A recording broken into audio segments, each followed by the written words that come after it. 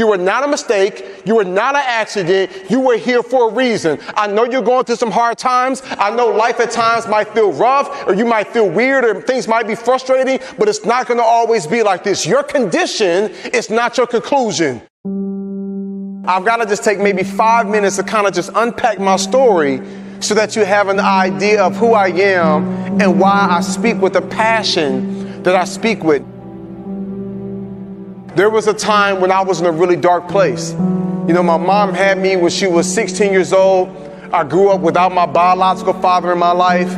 I struggled with years for drug and alcohol abuse. And I just found myself in a really, really, really weird and dark place.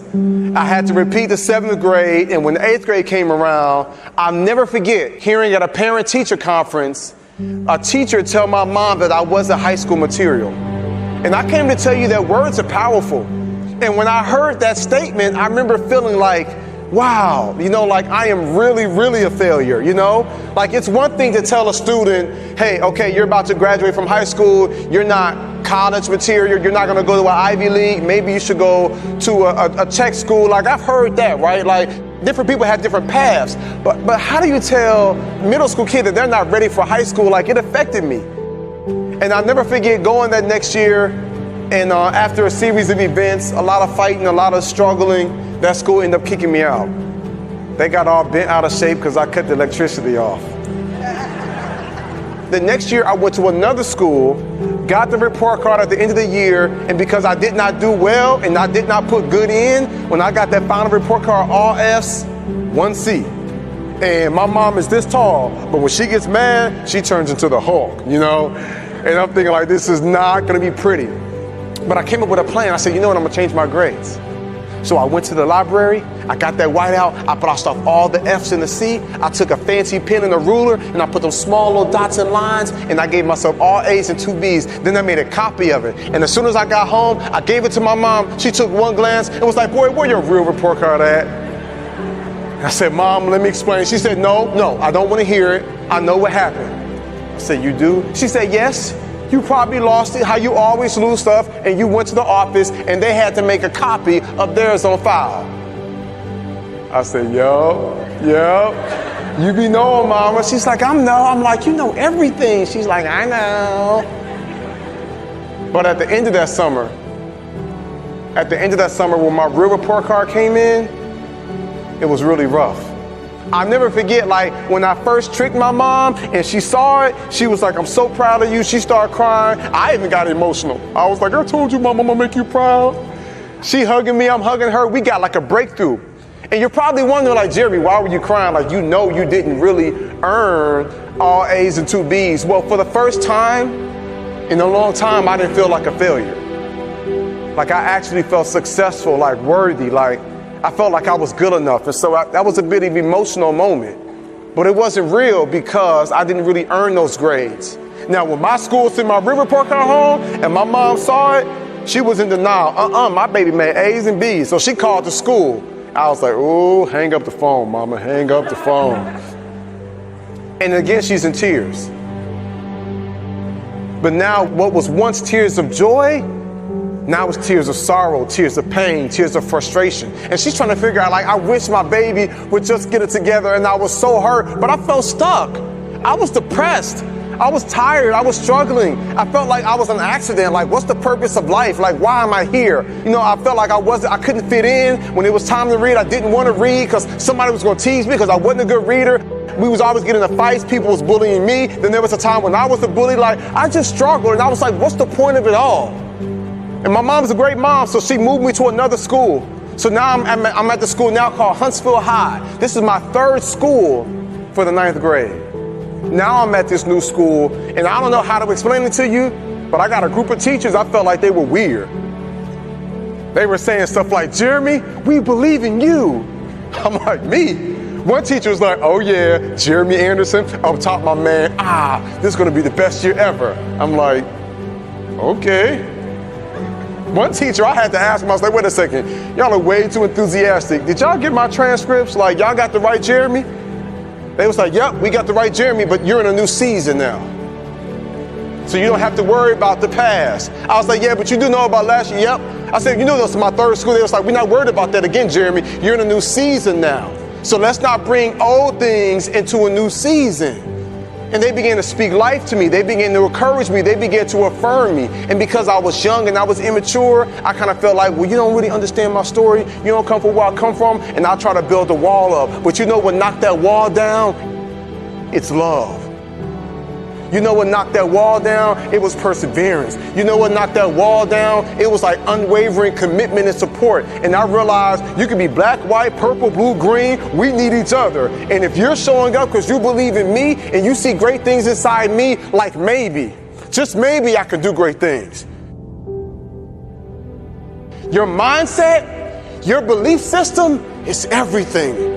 And it is so powerful. And so I came all the way from Atlanta, Georgia to tell you, you were not a mistake. You were not an accident. You were here for a reason. I know you're going through some hard times. I know life at times might feel rough, or you might feel weird, or things might be frustrating, but it's not going to always be like this. Your condition is not your conclusion. There is so much more that's going to take place. There is so much more power that's inside you. If you make up in your mind, I choose to believe that I can do great things. And I promise you, my young friends, I got to a point in life when I was like, man, I got these teachers. They must really care. Like when you start having teachers that get diagnosed with cancer, but they still show up to school. One of my teachers had arthritis so bad, she couldn't even write on the chalkboard. Other teacher was going through a divorce. Another one that just buried her child. I'm looking at all these teachers that's going through life just like you, just like me, but they kept showing up. So something inside my brain said, maybe I am worth it.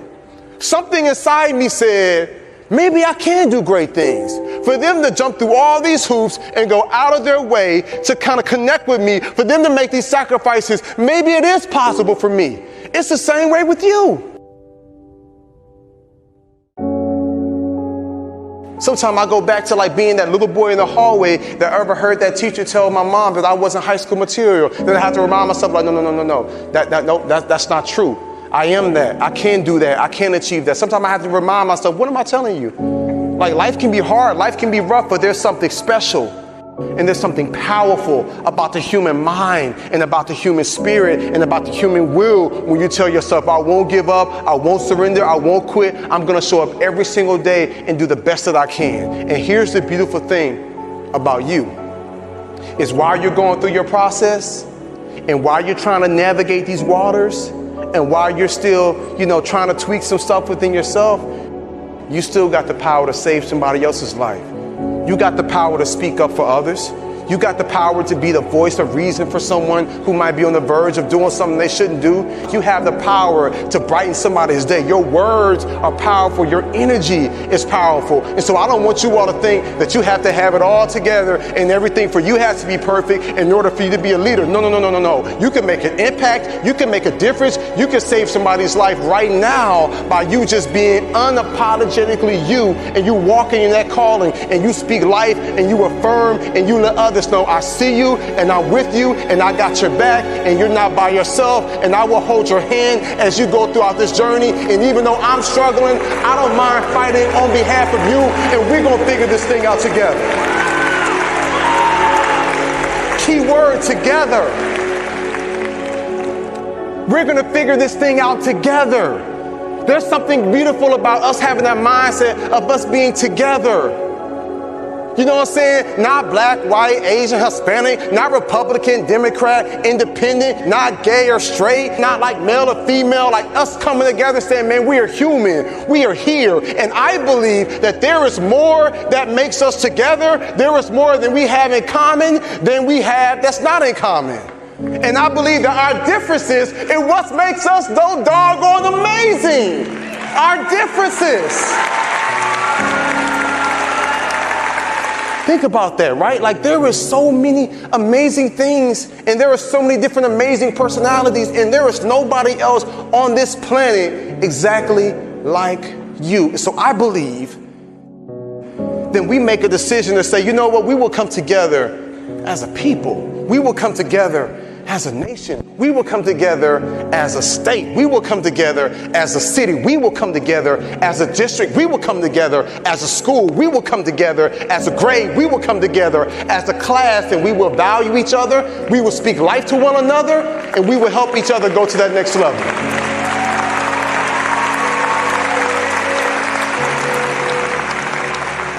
You know what? I'm not just a student, you know what I'm saying, that just happened to me in this grade. I'm not just here at this school. I'm here for a reason. You know what I'm saying? And you got to tell yourself, man, I feel like I've been pushed down in the dirt. I feel like people have been stumping on me. I feel like stuff has been raining on me. But you didn't realize this, my young friends. You was just a seed. So you got to tell yourself, no. I haven't been pushed down in the dirt, and I haven't been stumped on. I've been planted, and I've been placed in this pot for a reason. And we are at this arena here to be able to have a conversation to say, what does it look like to go to that next level? And so I need you all to do the same thing. When you leave here, if you feel like you're in a weird place, if you feel stuck, if you feel like, you know what, I just feel like I need some help, you get the help you need. That's how you show how strong and how bold and how powerful you are.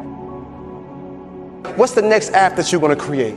You know what I'm saying? Sometimes I wonder, like, you know what I'm saying, are you going to come up with a cure for Alzheimer's, dementia? Are you going to come up, you know what I'm saying, with something that can purify water for people across the globe? Are you going to create the next app that can connect us? Are you going to be the next teacher or superintendent? Are you going to be the next leader in our community? Like I be wondering sometimes, like, what are the great things that you're going to accomplish?